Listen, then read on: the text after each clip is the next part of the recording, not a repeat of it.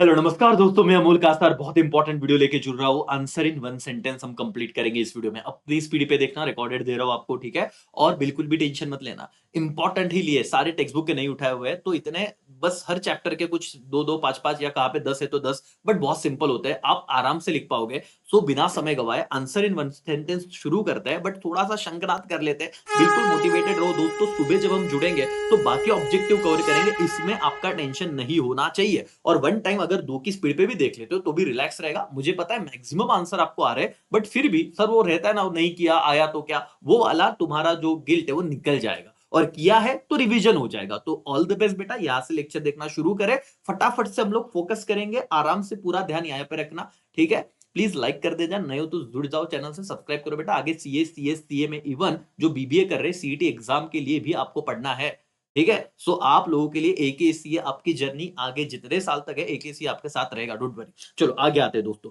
सबसे पहला बेसिक सवाल चैप्टर नंबर 1 के 10-11 सवाल है, बट एकदम मक्खन हल्के सवाल है। मुझे पता है ग्रीन में जो आंसर लिखा हुआ है थोड़ा आपको ऐसे इरिटेट कर सकता है, बट ट्राई कीजिए, समझेगा। मैं हाईलाइट करूंगा, आपको कीवर्ड बताऊंगा और ये पीडीएफ ऐप में भी डाल दूंगा। सबसे पहला सवाल है, why partnership deed is necessary. मैं पढ़ रहा हूं, आप यहां पे देखिए, partnership deed is necessary to prevent disputes और misunderstanding amongst the partner in future. खत्म। क्यों जरूरी है, व्हाई व्हाई पूछा है, व्हाट इज पार्टनरशिप डीड नहीं पूछा, व्हाई इट इज नेसेसरी। तो 1 मार्क्स के लिए सवाल आए तो बोलना कि भविष्य में प्रिवेंट मतलब रोकना डिस्प्यूट और मिसअंडरस्टैंडिंग अमंग्स द पार्टनर, उनमें कोई भी मिसअंडरस्टैंडिंग नहीं होनी चाहिए, झगड़ा नहीं होना चाहिए, इसलिए पार्टनरशिप डीड जरूरी है। दूसरा सवाल, what is fix capital method. अब आपको पता ही है कि जहां पे हम करंट अकाउंट बनाते हैं, यस और no sir, fix capital method is one in which capital balance of the partner remains same at the end of every financial year। उसमें कुछ एड लेस नहीं करोगे, वो सेम ही रहेगा, unless any amount additional capital is introduced or part of the capital withdraw by the partner from the business। इतना याद रखना, remains same at the end of the every year, that is क्या बेटा, fix capital method. आगे बढ़ेंगे, partnership deed क्या है, देखो व्हाई था तो हमने बोला डिस्प्यूट अवॉइड करने के लिए। अगर पूछा व्हाट इज पार्टनरशिप डीड तो बोलना return agreement duly stamp and sign document containing terms and condition of the partnership. तो सारे पार्टनर जो राइटिंग में एक एग्रीमेंट करते हैं, टर्म्स एंड कंडीशन होता है जिसमें, ठीक है, और जिसमें उनका सिग्नेचर भी होता है, उसे हम लोग कहेंगे पार्टनरशिप डीड। क्या बेटा, return agreement stamp and sign signed document which contain terms and condition of partnership। बोलो क्या, written agreement which is stamped and signed document containing what terms and condition of partnership, that's इसे कहेंगे partnership deed। Okay, अब तुम्हें एक सवाल पूछा जाएगा, what are the interest rate, ठीक है, what rate of interest is allowed on the partner's loan in the absence of agreement। ये भाई तू ध्यान रखना, पार्टनर्स लोन की बात बोलिए, अगर एग्रीमेंट नहीं हुआ और पार्टनर लोन पे तू in the absence of agreement कितना परसेंट लेगा, 6%। बाकी अपने मन से लिख देना, याद रखो in the absence of agreement partners loan पे कितना परसेंट रेट आता है, 6%। आगे बढ़ते हैं, as per which principle of accounting closing stock is valued at cost price और market price whichever is less. कौन सा प्रिंसिपल है, अगर 1 मार्क्स के लिए आया तो बोलने का कंजर्वेटिज्म प्रिंसिपल, ठीक है। Closing stock is valued cost price और market price whichever is lower. कौन सा प्रिंसिपल बेटा, कंजर्वेटिज्म। बोले एक बार क्या, कंजर्वेटिज्म। और स्पेलिंग भी देख लेना, ठीक है। क्या था सवाल, अकॉर्डिंग टू विच प्रिंसिपल, आपको पता है ना विच एवर इज लोअर लेते थे, बट वो कौन सा प्रिंसिपल, तो कंजर्वेटिज्म। आगे बढ़ते हैं, why is balance sheet prepare, भाई बैलेंस शीट क्यों बनाते हैं, तो बोलना बैलेंस शीट बनाते ताकि हमें पता चले, नो द फाइनेंशियल पोजीशन या फाइनेंशियल पोजीशन जैसे भी बोलो, of the business in of in the form of assets and liability on particular date. तो ये पर्टिकुलर डेट भी जरूरी था, तो financial position on particular date को पता चले, असेट्स और लायबिलिटी कितना है, इसीलिए हम लोग बैलेंस शीट बनाते हैं। इतना फालतू सवाल आएगा तो यार आराम से लिखना। देखो कम से कम 3 मिनट में हम 6 सवाल कर चुके हैं, तो क्यों टेंशन लेते हो, आराम से हो जाएगा। ओके आगे बढ़ते हैं, why are wages paid for installation of machinery not shown in trading account। जो वेजेस पेड करते हैं ना इंस्टॉलेशन के लिए, वो हम क्यों ट्रेडिंग में नहीं दिखाते, क्योंकि वो कैपिटल एक्सपेंडिचर हो जाता है sir. Wages paid for installation of machinery is capital expenditure and not to be recorded in trading account, that's why it is not to be recorded in what बेटा, trading account. याद रखो, सिर्फ wages होता तो trading में जाता है, but ये क्या बोला, इंस्टॉलेशन ऑफ मशीनरी। तो बोलने का क्यों नहीं जाता ट्रेडिंग अकाउंट में इंस्टॉलेशन ऑफ मशीनरी का वेजेस, क्योंकि कैपिटल एक्सपेंडिचर है, ये कीवर्ड है। कौन सा एक्सपेंडिचर है, कैपिटल, इसीलिए वो ट्रेडिंग में नहीं जाता, ठीक है। What do mean bye indirect income, भाई इनडायरेक्ट इनकम मतलब क्या, तो लिखने का all income other than direct income, वाह वाह, it is called indirect income. वाह बेटा वाह, क्या सवाल है। 1 मार्क्स के लिए तुम नहीं पढ़ रहे हो तो डर रहे हो करके, ऑल इनकम अदर देन क्या बेटा, डायरेक्ट इनकम, उसे क्या कहा जाएगा, इनडायरेक्ट इनकम करके, खत्म। ओके आगे बढ़ते और एग्जांपल देना, interest received, commission received, discount received, ये एग्जांपल दे देना। ठीक है, आपको पूछा गया है डिफाइन करो partnership as per Indian partnership act. तो डिफाइन बोला तो डेफिनेशन ही लिखना पड़ेगा बेटा, इतना याद रखना। क्या है डेफिनेशन समझो। As per Indian partnership act 1932, partnership is the relation between person who have agreed to share profit of the business carried on by all और any of them acting for all. ये मैंने learn करवाया था regular class में, अब सिर्फ एक बार read करो, टेक्स्ट बुक में आपका पहला डेफिनेशन रहेगा, वहां से देख लेना, और पीडीएफ आएगा तो आपको रीडेबल रहेगा, डोंट वरी। आगे, state two fold capacity of each partner work in business. भाई दोनों पार्टनर कौन से कैपेसिटी में काम करते हैं, तो प्रिंसिपल और एजेंट। याद रखना, अगर ये सवाल आया ना कि two fold capacity of each partner, partner एक दूसरे के प्रिंसिपल और क्या होते हैं, एजेंट, ये वाला सिर्फ टू फोल्ड कैपेसिटी आया तो याद रखने का बेटा। लास्ट क्वेश्चन इस चैप्टर का, why partners capital treated as long term liability in business. Because partners capital is not refunded during the existence of partnership. जब तक पार्टनरशिप चालू है तब तक हम उनको पैसा रिफंड करते नहीं, नॉट रिफंडेड, इसीलिए इसको हम लॉन्ग टर्म बोलते हैं। क्या बेटा, लॉन्ग टर्म लायबिलिटी, जब तक शुरू है तब तक रिफंड नहीं होगा। ये 11 क्वेश्चन थे पार्टनरशिप के ओवर। ठीक है, अगर आया तो वन सेंटेंस अगर आया जो मार्च 22 में भी पूछा था कि व्हाट इज लीगसी। लीगसी मतलब क्या, एनी असेट, प्रॉपर्टी और amount of cash which not profit concern receive as per the provision made in the will of the donor। will मतलब देखो मृत्यु के वक्त उसको लगता है कि यार मेरे नाम पे भी ना कुछ अवार्ड वर्ड मिलने चाहिए। आपको देखा होगा जो कॉलेज में फर्स्ट आता है तो किसी के स्मरणार्थ है ना, इसके मेमोरी में हम अवार्ड दे रहे हैं, तो डोनर जो होता है अपने विल में, विल मतलब जो वसीयत होता है उसमें लिखता है आफ्टर इज डेथ कि भाई कुछ ना कुछ पर ये असेट है ना, asset, property, amount of cash which not profit concern receive as per the provision made in the will. Will मतलब जो वसीयत में लिखा है वो इसको मिल रहा है, किसको, एनपीओ को। ठीक है, नॉट प्रॉफिट कंसर्न को वाला पैसा मिल रहा है, वो असेट हो सकता है, प्रॉपर्टी हो सकता है, अमाउंट इन कैश हो सकता है। Will of the donor after his death, उसके डेथ के बाद, उसे बोलेंगे लीगसी। ठीक है, What do you mean by not profit concern? Sir और मैडम, not profit concern मतलब क्या, ऐसा organisation which is formed to establish to serve its member and society or general public by undertaking various activity without any profit motive, it is called not profit concern। पूरा रट्टा मत मार, इतना बोलना, जो ऑर्गेनाइजेशन लोगों के लिए काम करती है, पब्लिक इंटरेस्ट के लिए काम करती है विदाउट एनी प्रॉफिट मोटिव, उसे हम नॉन प्रॉफिट ऑर्गेनाइजेशन कहेंगे। Okay, what is receipt and payment account, चलो बताओ बेटा। Account which prepared by non-profit concern to record summary of all type of cash receipts and cash payment inclusive of bank transaction, it is called receipt and payment account। Receipt and payment कौन सा account होता है बेटा, real account होता है, बराबर है। इसमें सारे ही प्रकार के cash transaction, current account, previous year, current year, previous year, next year, या फिर रेवेन्यू, कैपिटल, हर तरह का सारा चीज रिसीट एंड पेमेंट में होता है। तो ये तो बेसिक जो तेरे को आता है ना वही लिख देना, जो तुमको सीखा है ना, current year, previous year, next year, revenue as well as capital, सारे आइटम जहां पे रिकॉर्ड होते हैं, समरी ऑफ ऑल क्या बेटा, types of cash receipts and cash payment. लेकिन सिर्फ कैश ही आता है, क्रेडिट वाले यहाँ पे कुछ भी रिकॉर्ड होता नहीं, उसे रिसीट एंड पेमेंट कहेंगे। Why income and expenditure account is prepared, income and expenditure account is prepared to find out a certain, मतलब find out current year total income और total expenditure of the concern and confirm whether the concern have sufficient income to meet expenses or not। Surplus आ रहा है कि deficit आ रहा है, क्या उसको, उसके पास इतना पैसा है क्या कि वो खर्चा कर पाएगा, अपने सारे एक्सपेंसेस को कि संभाल पाएगा। तो इसके लिए हम लोग क्या बनाते हैं, इनकम एंड एक्सपेंडिचर अकाउंट बनाते हैं, ऐसे उन्होंने दिया हुआ है। Okay, what is capital excess, क्या बेटा, fund liability is known as, देखो बेटा जब होता है ना एक्सेस ऑफ, क्या बेटा क्या दिया हुआ है यहाँ पे, चलो जस्ट मिनट सर और मैडम, इधर ना थोड़ा करेक्शन कीजिए, excess of asset over liability.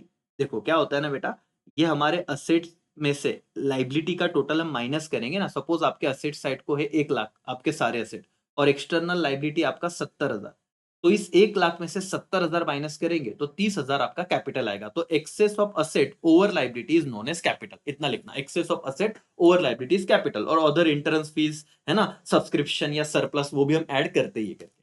ठीक है, what do mean by non recurring expenses, non recurring expenses मतलब क्या, तो non recurring expenses are the expenses which are made for acquisition of fixed asset.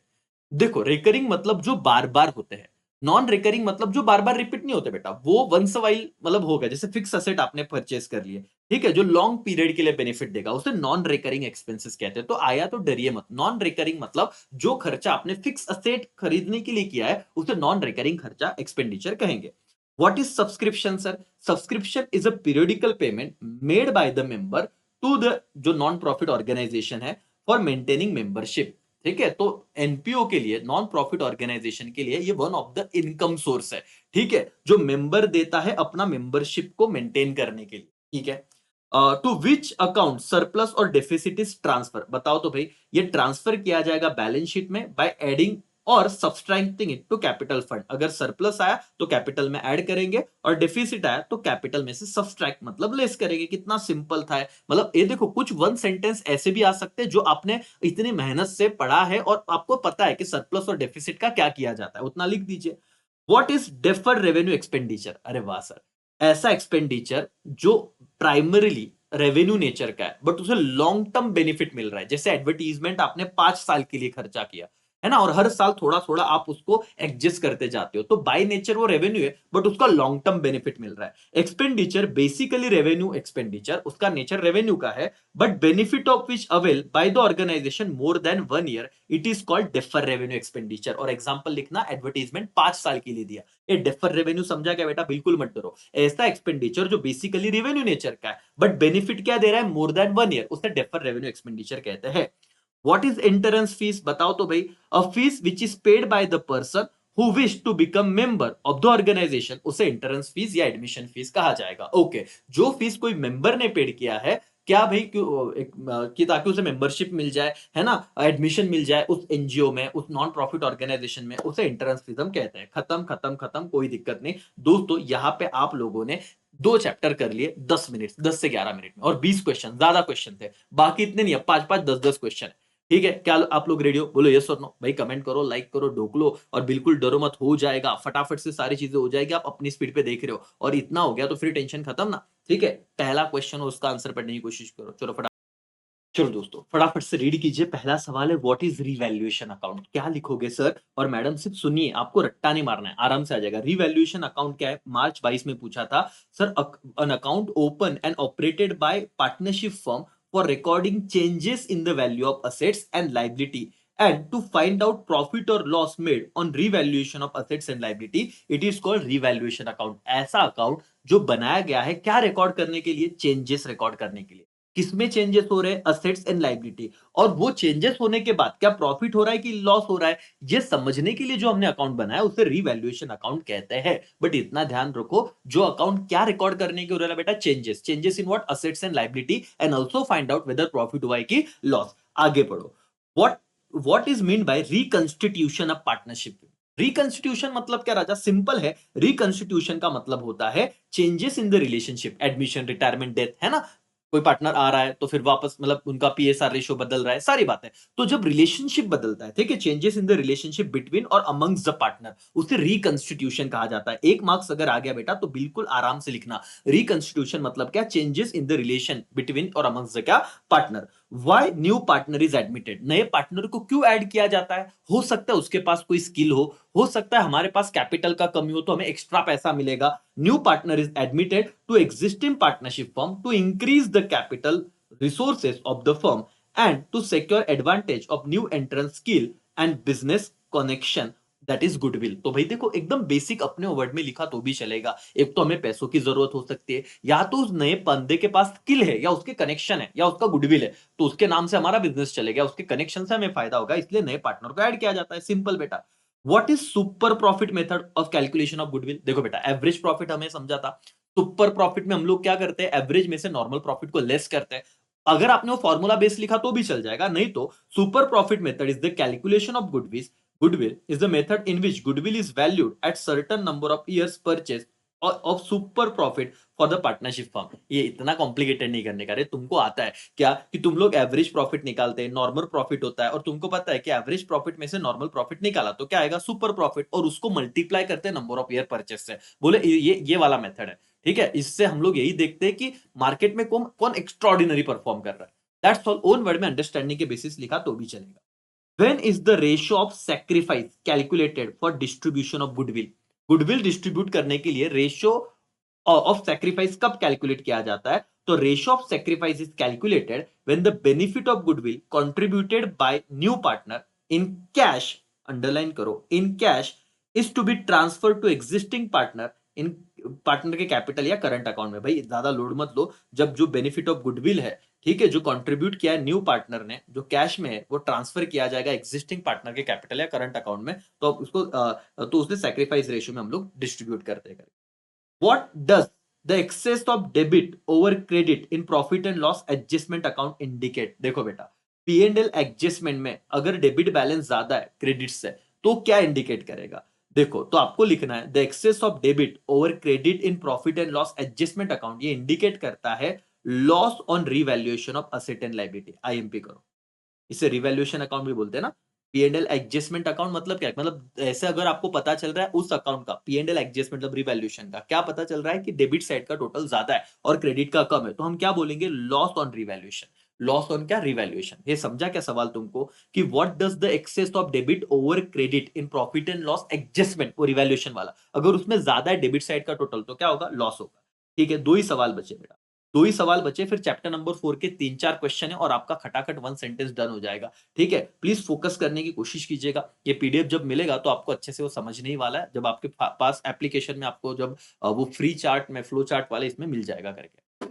Sir general reserve और reserve fund क्या है? देखो, a fund created by keeping aside, जो side में रखा हुआ है as part of profit every year to provide timely finance for unforeseen contingencies like आग लग गया, फ्लड आ गया, अर्थक्वेक हो गया, गवर्नमेंट पॉलिसी में चेंजेस हो गया, तो भाई ऐसा पैसा जो हमने साइड में निकाल के रखा है, किस चीज के लिए? भविष्य में अगर हमें जरूरत पड़ी, कुछ ऐसी चीज अनफोर्सिन मतलब जो हमने सोचा भी नहीं था सर, ऐसा कोई आपत्ति आ गया है ना, विपत्ति आ गया, फायर, फ्लड है ना, उसके बाद आपका अर्थक्वेक, कुछ भी आ सकता है, तो उस वक्त हमें पैसा चाहिए, तो प्रॉफिट में से कुछ हिस्सा हम साइड में निकाल के रखते हैं, उसे जनरल रिजर्व या रिजर्व फंड कहते हैं। खत्म।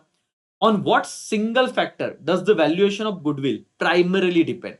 The most important factor of valuation of goodwill is profit earning capacity of the firm. अगर ये आया तो याद रखना, कौन से सिंगल फैक्टर पे गुडविल का कैलकुलेशन डिपेंड है, वैल्यूएशन डिपेंड है? तो प्रॉफिट अर्निंग कैपेसिटी पे। याद रखना क्या बेटा? Profit earning capacity. खत्म, तीसरा चैप्टर डन। चौथा चैप्टर रिटायरमेंट शुरू कर रहे हो, चार ही क्वेश्चन है, चार ही क्वेश्चन है बेटा, दैट्स ऑल। फिर पांचवा चैप्टर शुरू होगा, तो पेशेंस बनाए रखिए।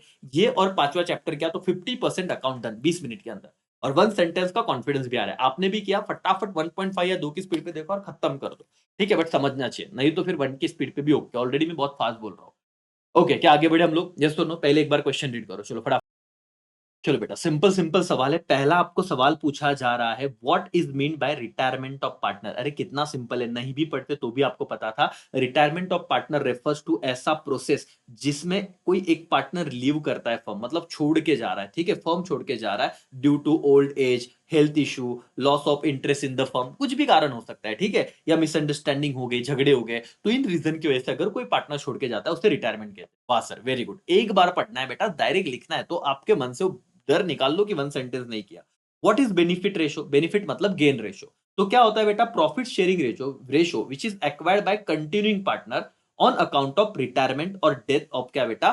सम कोई तो एक पार्टनर रिटायर हो गया, उसका डेथ हो गया। ठीक है, पहले 100 रुपया, पहले एक से समझो 120 रुपया, तीन पार्टनर में 40 40 40 ऐसे बट रहा था, बट एक पार्टनर चला गया, तो अभी 120 रुपया दो पार्टनर में 60-60 करके बटेगा, तो ये गेन हुआ ना। This is gain ratio. एक पार्टनर जगह जाने के बाद कंटिन्यूइंग पार्टनर को जो फायदा हो रहा है उसे गेन रेशियो कहेंगे। ठीक है, how is the amount due to a retiring partner settle? अब देखो, जो रिटायर हो रहा है उस पार्टनर के जो पैसे देने बाकी है उसे कैसे सेटल करोगे बोले, तो बोलने का the amount due to retiring partner is settle as per the terms of partnership agreement, otherwise mutually agreed either in lump sum और इंस्टॉलमेंट। जो भी टर्म्स एंड कंडीशन रहेंगे, एकदम सिंपल कॉमन सेंस से लिखना कि पार्टनरशिप एग्रीमेंट में जो जो बातें दी है, टर्म्स एंड कंडीशन दी है, उसके अकॉर्डिंग हम क्या करेंगे? वो पैसा सेट करेंगे। ठीक है, हु इज रिटायरिंग पार्टनर? वापस वे यार कितने चिल्लर सवाल पूछ रहे हैं। A partner who leaves the firm, okay, ठीक है, उसे हम रिटायरिंग पार्टनर कहेंगे करके, क्यों? ओल्ड एज की वजह से, हेल्थ इश्यू की वजह से, इंटरेस्ट लॉस हो गया, वही था। तो पहला ये वाला सवाल, what is mean by retirement और हु इज रिटायरिंग पार्टनर, दोनों का आंसर सेम है। आया तो बिंदास लिखने का। चैप्टर नंबर आपका 4 is also done. Chapter number 5 आपके सामने आ रहा है। To whom you distribute general reserve on death of partner? बताओ भाई, to whom you distribute general reserve. Death of partner के बाद जनरल रिजर्व किस में डिस्ट्रीब्यूट होता है? On the death of partner general reserve is distributed among the all partner in their old profit share ratio. याम करना, सारे partner में उनके ओल्ड पीएसआर में जनरल रिजर्व डिस्ट्रीब्यूट होता है. वापस एक बार, अगर किसी पार्टनर का डेथ हुआ तो जनरल रिजर्व किस में डिस्ट्रीब्यूट होगा? सारे पार्टनर में, ओल्ड पीएसआर में. ठीक है, ओल्ड पीएसआर में. खत्म. Okay. How is death of partner a compulsory retirement? अरे भाई क्या झंडू सवाल पूछ रहे हैं. After a death of partner, business is not able to get any kind of service from the deceased partner, and so we can say that death of partner is like compulsory retirement. क्यों compulsory retirement बोला जाएगा? क्योंकि death होने के बाद भाई partner काम कैसे आएगा? उसकी आत्मा थोड़ी ना आएगी, तो हम बोलेंगे कंपल्सरी रिटायरमेंट है. वाह वाह. What is gain ratio? Profit sharing ratio which acquired by surviving और continuing partner on account of death of any partner. It is called gain और बेनिफिट रेशियो. वही था भाई, वही था जो आपने अभी पढ़ा है ना ऊपर रिटायरमेंट में, वैसे ही चीज है. Okay. To which account profit is to be transfer up to the death of, क्या बेटा, जो भी पार्टनर का डेथ था, तो deceased partner up to the profit of the deceased partner up to the date of his death is transfer to legal heir executor account. या IMP कर लो कि जो भी प्रॉफिट था जब तक वो मरा नहीं तब तक का जो सारा चीज था वो कहां पे ट्रांसफर करेंगे? तो लीगल हेयर और एग्जीक्यूटर अकाउंट्स में हम ट्रांसफर करेंगे. एकदम सिंपल, 4 ही सवाल थे दोस्तों. चैप्टर नंबर 6 आ गया है, डिसोल्यूशन ऑफ पार्टनरशिप फर्म. शंखनाद हम करेंगे और देखते देखते भाई और बहनों आप लोग 50% चैप्टर 1 सेंटेंस कंप्लीट कर चुके हो. ठीक है, और कोई दिक्कत नहीं, बार बार देखिए, समझने की कोशिश कीजिए आराम से. जो मैं बोल रहा हूँ ना, आपको लगेगा कि सर ये अगर आता है तो डन और इसमें से ही आएगा. अब इससे ज्यादा और कुछ मत करना. किया होगा तो रिवीजन को थोड़ी ना टाइम रहेगा, इतना हम वापस कर ले. और बाकी आप 4 घंटे का वीडियो देखोगे तो आई थिंक सो 1 सेंटेंस भी वहां पे कवर किया ऑलमोस्ट, बट आप वापस ये वाला भी देख लीजिए लेटेस्ट. ठीक है, चलो दोस्तों, डिसोल्यूशन ऑफ पार्टनरशिप फर्म में what is dissolution of partnership firm? बताओ भाई, डिसोल्यूशन का मतलब क्या होता है? Dissolution of partnership firm means complete closure of business activity and stoppage of partnership relation amongst all partner. जब बिजनेस क्लोज हो जाएगा, जब रिलेशन भी नहीं रहेगा, सब खत्म भाई, तो उससे हम क्या कहेंगे? डिसोल्यूशन ऑफ फर्म, बंद होना. ठीक है. What is capital deficiency? Okay, the debit balance of insolvent partners capital account. क्या बेटा? The debit balance of insolvent partners capital account which insolvent partner cannot pay, it is called capital deficiency. जो insolvent हो गया, उसके account का जो debit balance है, जो पे नहीं कर सकता, उसे कैपिटल डिफिशियंसी कहेंगे. In what proportion the balance on realisation account transfer to partners capital या करंट अकाउंट? बताओ कौन से प्रोपोर्शन में हम रियलाइजेशन अकाउंट का बैलेंस पार्टनर्स कैपिटल में या करंट अकाउंट में भेजेंगे? तो लिखना, the balance of realisation account in transfer to partners capital और current account in their profit sharing ratio, PSR में जाएगा. ये जिन्होंने अभी वो सम किए वो तो 1 सेंटेंस का आंसर दे सकते कि नहीं बेटा? कौन से रेशियो में? पीएसआर में. बताओ, रियलाइजेशन अकाउंट का जो बैलेंस है पार्टनर्स कैपिटल या करंट अकाउंट में, कौन से रेशियो में जाएगा? तो बोलना भाई पीएसआर रेशियो में, प्रॉफिट शेयरिंग रेशियो. ठीक है, okay. Who should bear the capital deficiency of insolvent partner? अब कैपिटल डिफिशियंसी समझा, डेबिट बैलेंस ऑफ क्या बेटा? जो इंसॉल्वेंट पार्टनर जो दे नहीं पाता, उसका जो डिफिशियंसी वो कौन बेयर करेगा? तो उसका जो डिफिशियंसी बेटा वो बॉर्न करेगा सॉल्वेंट पार्टनर. जो पार्टनर सॉल्वेंट है, जिसके पास पैसा है, वो बॉर्न करेगा. खत्म. What is realization account? बताओ भाई realization account क्या होता है? An account which is open or operated by firm at the time of dissolution to determine profit or loss on realization of asset and payment to liability is known as realization account. कितना asset बिक के कितना पैसा आया, कितना पैसा बांटा गया, लाइबिलिटी को पेमेंट किया गया, तो ये सारी चीजें जहां पे हम गिनते हैं या समझते हैं उसे रियलाइजेशन अकाउंट कहते हैं. Okay, it's done. 7वां चैप्टर इस क्विक रिवीजन में दोस्तों आ चुके हैं हम लोग. ठीक है, बस इतने सवाल कीजिएगा, डन. और फिर खत्म. 7, 8, 9, 10 3 चैप्टर इसके बाद और आपका 1 सेंटेंस का जर्नी भी खत्म. ठीक है, पहला सवाल पढ़िए. चलो दोस्तों फटाफट से देखिए पहला सवाल. What do mean by bills of exchange? तो बिल्स ऑफ एक्सचेंज ऐसा इंस्ट्रूमेंट है जो राइटिंग में होता है, जिसमें containing unconditional order sign by drawer directing to certain person to pay certain sum of money on the demand और certain future date. अरे भाई अपने वर्ड में लिखना. आपको पता है ना कि जो ड्रॉवर है वो ड्रॉ करता है बिल्स ऑफ एक्सचेंज ड्रॉई पे. क्यों भाई? तो पहले तो ये इंस्ट्रूमेंट है, इंस्ट्रूमेंट इन राइटिंग, रिटर्न में होता है, ओरल नहीं होता. अनकंडीशनल ऑर्डर है, ऑर्डर या रिक्वेस्ट नहीं. क्या बेटा? ऑर्डर. ये बहुत कीवर्ड है, ये समझना. बिल्स ऑफ एक्सचेंज में मेन बात याद रखना कि bills of exchange unconditional order है जो ड्रॉवर ड्रॉई को बोलता है कि मैं जिस दिन को बोलूं उस स्पेसिफिक दिन को या ऑन डिमांड मेरे को पैसा दे देना. That's all, done. What is days of grace? भाई ग्रेस डे मतलब क्या? 1 मार्क्स के लिए आईएमपी करो, ये सवाल आ सकता है. 3 एक्स्ट्रा डेज, कितना बेटा, 3 जो एक्स्ट्रा डे हम लोग दे रहे हैं ना, 3 extra days allowed to drawee और acceptor of bill making payment, उसे ग्रेस डे कहते हैं। 3 एक्स्ट्रा दिन जो हम ड्रॉई को दे रहे हैं उसे डेज ऑफ ग्रेस कहा जाएगा। What is noting charges? Noting charges are the fees charged by notary public for noting the facts of the dishonor। ये वो नोटरी पब्लिक फैक्ट्स नोट कर रहा है कि सच में बिल डिसऑनर हो गया, उसका जो फीस है उसे नोटिंग चार्जेस कहता है। और हमेशा कौन बेयर करता है बेटा, अल्टीमेटली ड्रॉई बेयर करता है, ठीक है। बाकी इतना लिखा तो भी चलेगा। What do you mean by discounting bill of exchange? यार कंसेप्चुअल बात है ना, जब आप क्या करते हो, इमीडिएट आपको पैसा चाहिए, ड्रॉई 3 महीने बाद 6 महीने बाद जो उसने बोला है तभी पैसा देगा, वो इमीडिएट नहीं दे रहा है, तो आप बैंक के पास जाते हो, बैंक कम पैसा देता है। अब देखो, encashment of bills of exchange with bank for certain cash which is less than face value of the bill. तो 10,000 का अगर बिल है तो आपको 9,900 ही देगा बैंक, फॉर एग्जाम्पल, तो कम पैसा मिलेगा। Before is due date, yes due date से पहले ही हम जाते हैं, ड्यू डेट पे तो हम ड्रॉई के पास जाएंगे ना, लेकिन ड्यू डेट बाकी है, दूर है, हमें इमीडिएट पैसा चाहिए तो बैंक के पास जा रहे हैं और बैंक हमें कम पैसा दे रहा है, ठीक है, तो उसे डिस्काउंटिंग बिल्स ऑफ एक्सचेंज कहेंगे। अच्छा, who is payee of the bill? Payee कौन होता है बेटा? The payee of the bill is a person to whom bill is made payable और whose favour the bill is drawn. जिसको पैसा मिलने वाला है, जिसके फेवर में बिल ड्रॉन है, जो पैसा रिसीव करेगा उसे पेई कहा जाएगा, ठीक है। What do mean bye rebate? Rebate मतलब क्या, याद करो रिटायरमेंट वाला केस था, अगर ड्रॉई तुमको जल्दी पैसा देगा तो रिबेट मिलता है, मतलब उसको डिस्काउंट मिलता है, तो ड्रॉवर के लिए नुकसान है, ड्रॉई के लिए फायदा है। एनी कंसेशन और discount in monetary term given by the holder of the bill of exchange to drawee और acceptor which when bill retire, this is called rebate. When bill retire, इतना लगता है, बिफोर मैच्योरिटी जब payment मिलता है तो हम लोग जो डिस्काउंट देते हैं उसे रिबेट बोलते हैं, ठीक है।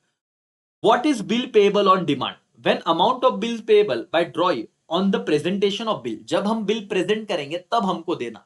3 days of grace ऐड होते नहीं, कुछ नहीं। ऑन डिमांड मतलब जब हम मांगेंगे तब दो, उसे ऑन डिमांड बिल कहा जाएगा, ठीक है। तो यहाँ पे not mention and grace days are not allowed, ये याद रखना बेटा, मैंने आपको कहा था ऑन डिमांड या उसे क्या कहते हैं, एट साइट। आफ्टर साइट नहीं, आफ्टर साइट अलग है, एट साइट मतलब ऑन डिमांड, जहां पे 3 दिन ऐड नहीं करते। लीगल ड्यू डेट क्या होता है? Date which arrives after adding 3 days of grace. देखो, आपने 15 तारीख को बिल दिया था, 15 जनवरी को, 2 महीना ऐड करो, तो फेब्रुआरी और मार्च, 15 फेब्रुआरी, उसमें 3 दिन ऐड करते हैं अपन, तो 18 फेब्रुआरी आते हैं, तो 3 दिन ऐड करने के बाद जो ड्यू डेट आता है उसे हम लोग लीगल ड्यू डेट कहते हैं। क्या कहते हैं? Legal due date. Qualified acceptance मतलब क्या? देखो, क्वालिफाइड एक्सेप्टेंस का मतलब क्या है, जब भी ड्रॉई बिल्स ऑफ एक्सचेंज को एक्सेप्ट करता है certain condition, that time amount, है ना, वो चेंज कर देगा कि 10,000 का बिल, वो बोलेगा मैं 5,000 का एक्सेप्ट करता। तुम बोलते हो 15 तारीख को देना, वो बोलता है मैं 18 तारीख को एक्सेप्ट करूंगा। तो कोई भी ड्रॉई अगर चेंजेस कर रहा है, कंडीशन डाल रहा है, उसे क्वालिफाइड एक्सेप्टेंस बोलेंगे। ओके, इंडोर्सिंग बिल मतलब क्या? Endorsing of a bill is the holder signing on the back of the bill with intention transferring इस टाइटल और ओनरशिप टू अनदर पर्सन। अगर आप किसी और व्यक्ति को दे रहे हो तो उसे इंडोर्समेंट कहा जाएगा।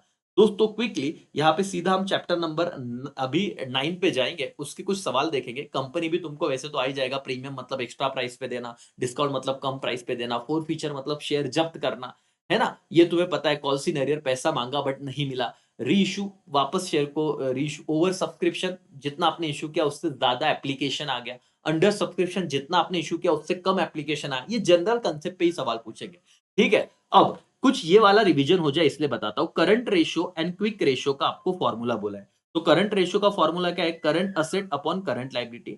और क्विक असेट मतलब क्या? करंट असेट में से आप क्या करते हो, बराबर ये देखना, स्टॉक और प्रीपेड एक्सपेंसेस। ये मैंने आपको कैलकुलेट द फॉलोइंग में ही बताया, बट वहां पे उन्होंने गलती से माइनस का साइन डाला। एनीवेज, आप स्टॉक प्लस प्रीपेड और बताते हो, लेकिन सही डिस्कशन हुआ है, स्टॉक और प्रीपेड इन दोनों को ऐड करके हम करंट असेट में से लेस कर देंगे, ठीक है। वो याद रखना, क्विक असेट का फॉर्मूला है करंट असेट माइनस स्टॉक और प्रीपेड एक्सपेंसेस, दोनों को लेस करते हैं हम लोग। Okay, state 3 example of cash inflow. Cash inflow, भाई कैश इनफ्लो, पैसा आ रहा है, इंटरेस्ट रिसीव्ड लिखो, डिविडेंड रिसीव्ड लिखो, सेल्स, असेट सेल किया तो पैसा आएगा, रेंट रिसीव्ड लिखो। अरे भाई ये सिंपल सवाल था, कैश इनफ्लो, डरना मत, अगर आया तो बेटा इनफ्लो, पैसा आ रहा है, rent received, commission received, interest received, dividend received, लिखते जाओ।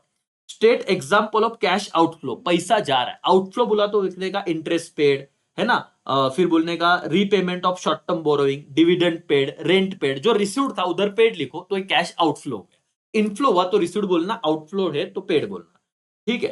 State formula of cost of good sold, तो opening stock plus purchases minus purchase return plus direct expenses, ठीक है। क्लोजिंग स्टॉक तो ये अपलोड तुमको इतना आईएमपी नहीं है, बट ये नॉर्मली याद रखो करके, इसको ज्यादा छोड़ दो। सीधा ये वाला ग्रॉस प्रॉफिट रेशियो क्या है बेटा, gross profit upon net cell into 100, ये इंटू 100 करना जरूरी है। This is your GP ratio, ये हमने कैलकुलेट द फॉलोइंग में भी किया था। ओके, फाइनेंशियल स्टेटमेंट क्या है, अब फाइंड आउट प्रॉफिटेबिलिटी, ठीक है। Efficiency, solvency, growth of business, business कितना ग्रो हो रहा है, प्रॉफिट कर रहा है कि नहीं, सॉल्वेंट है कि नहीं, ये सब देखने के लिए हम फाइनेंशियल स्टेटमेंट बनाते हैं। बाकी छोड़ो। ओके, अब ये चैप्टर 10 आ गया, लास्ट चैप्टर बेटा, चैप्टर 10। चैप्टर 10 में ये वाला सवाल देखो, write the name of equipment that are include in hardware. एकदम सिंपल है, क्या क्या ऐड करते हैं बेटा, मॉनिटर, प्रिंटर, है ना, कंप्यूटर, हार्ड डिस्क, ये सब हार्डवेयर में आता है, 1 मार्क्स मिल जाएगा। ओके, फिर बेसिकली एक बार देख ले कि कंपनी कैसे क्रिएट करोगे, क्या स्टेप्स है कंपनी क्रिएट करने का। तो बोले टैली सॉफ्टवेयर में जाओ, डबल क्लिक करो क्रिएट कंपनी ऑप्शन पे, फिर ये पाथ है gateway to Tally, company info, create company. देखो gateway of Tally, company info पे क्लिक करना और क्रिएट कंपनी क्यों करना, हो जाएगी बोले कंपनी की। रिपोर्ट कैसे व्यू करेंगे टैली में, तो बोलने का viewing accounting report in accounting software, click on report option. Report कैसे देखेंगे, तो रिपोर्ट ऑप्शन पे क्लिक करना, डिस्प्ले ऑप्शन पे क्लिक करना, हो गया, रिपोर्ट दिख जाएगा। वाह, क्या बोलो बेटा, अगर ये सवाल आया रिपोर्ट कैसे देखोगे, तो रिपोर्ट ऑप्शन पे क्लिक करना और डिस्प्ले पे क्लिक करना, हो गया। बस दैट्स ऑल। ये लेजर वाला एक बार वन टाइम रीड करो, खत्म दोस्तों, चैप्टर 10 का विषय done. Answer in one sentence आधे घंटे में कवर करने की कोशिश की है, बहुत स्पीड में बताया बॉस, ताकि देखो एक्सप्लेनेशन आप तक पहुंचे और आप डरो ना। इस तरह के वन सेंटेंस आते हो तो मन में वो डर हटा दो मन में से, ठीक है, और अब पॉजिटिवली जाना। कैलकुलेट द फॉलोइंग दे दिया, आंसर इन वन सेंटेंस दे दिया, सुबह बाकी की चीजें कर लेंगे। चलो, thank you so much, bye, take care, जय हिंद, जय Bharat and all the best, ठीक है, अच्छे से पेपर देना।